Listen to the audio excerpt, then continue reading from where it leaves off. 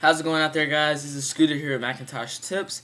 Today I was browsing around the internet and I looked at DRBUK, or Adrian, his video on the Microsoft stores. He has some really great points in it. I'll leave a link to that video in the description box so you can watch that after this video.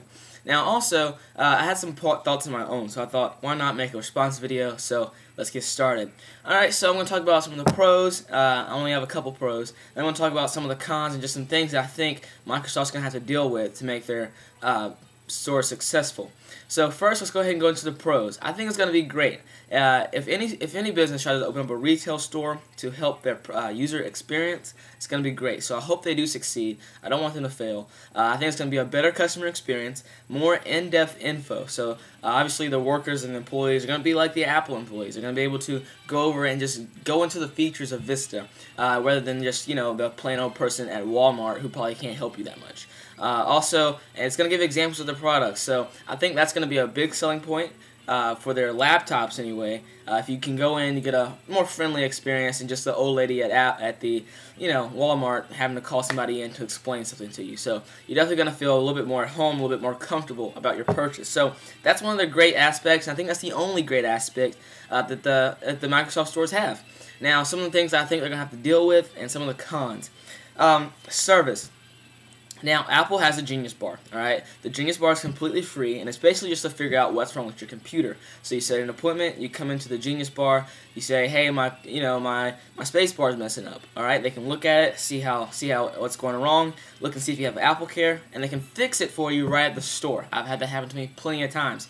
EB's had his DVD drive mess up, or CD drive mess up. They take it to the store, fix it right at the store. That's because Apple makes their own hardware. So their Apple stores are equipped with Apple's, hardware to fix things and Apple tools.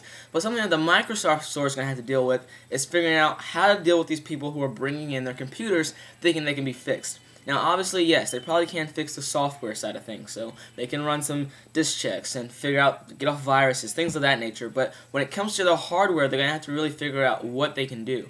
Because if you go to like the Geek Squad now and say, hey, my battery's messing up, I need you guys to fix it, they're going to probably have to ship it off for a week or so to the Dell or Acer shop. So are the Microsoft stores going to have the tools equipped to fix your Acer, your Dell, your Toshiba, or are they just going to have to send it off? That'll get a lot of people mad, but it will be cool that you can have your Xbox or your Zune, things like that, fixed at the Apple Store. So when it comes on the service side, Apple really is going to have to, or not Apple, Microsoft's going to really have to figure out what they want to do with that.